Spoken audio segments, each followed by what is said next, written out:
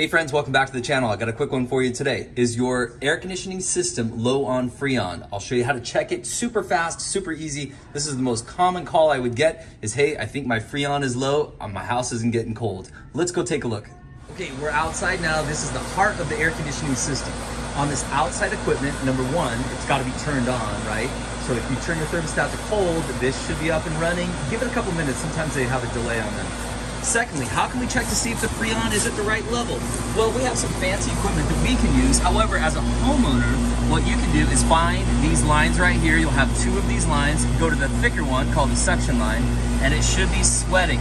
Now, you might have insulation like this right here that's been kind of torn up. This insulation might come all the way down, so you might have to pull it back a little bit. Put a couple fingers on there. It should be icy cold. It should be wet with condensate.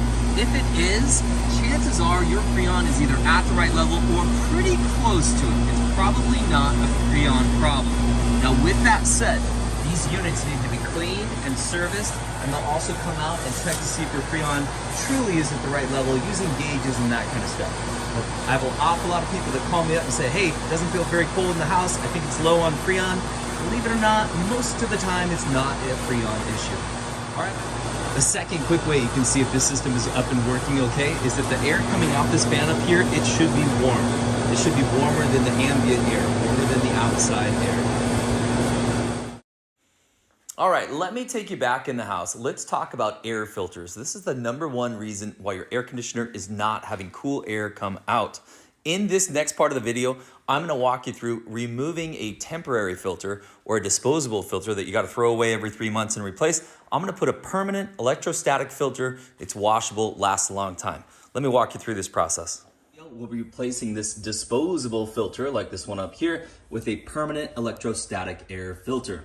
This first one we'll put right into this air return right here. So how do we open this? Well, for this particular one, it has these little screw things here.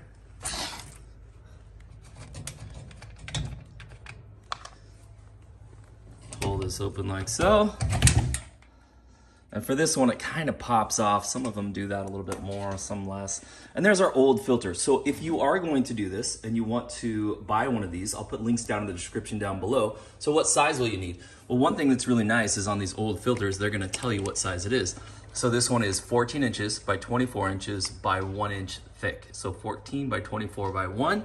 And if you look right here, there it is right there, 14 by 24 by 1.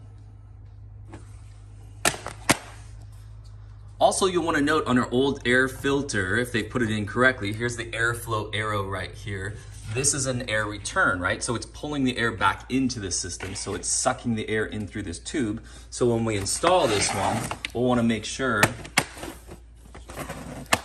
that this directional arrow is also facing that same direction. So our old filter, the disposable ones, were MERV rating 8, which is good. And here's a quick list of some of the things we'll be pulling out of the air. Especially take note of that mold spores. I think that's a really important one these days. And this is also a MERV 8. So as far as how effective this will be at cleaning the air, they should be very similar.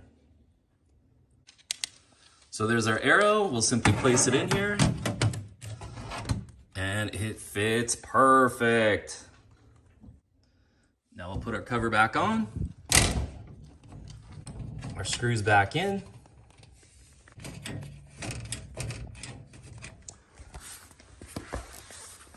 And we're all set to go. So for this filter here, this house has both heating and cooling, so it's run most of the year. So about every 3 months, I'll simply pull this out, wash it through with some water, which I'll make another video on how to clean these, but it's very simple. You let them dry out, you put them back in. Do that every 3 months, or depending on how much you run your system. For this house, it'll be about every 3 months, and you'll never have to buy another one of these again. Hey friends, I hope this video helped you out. If it did, give it a thumbs up. Check out the description down below and you can learn more about these kinds of filters, and we'll see you next time.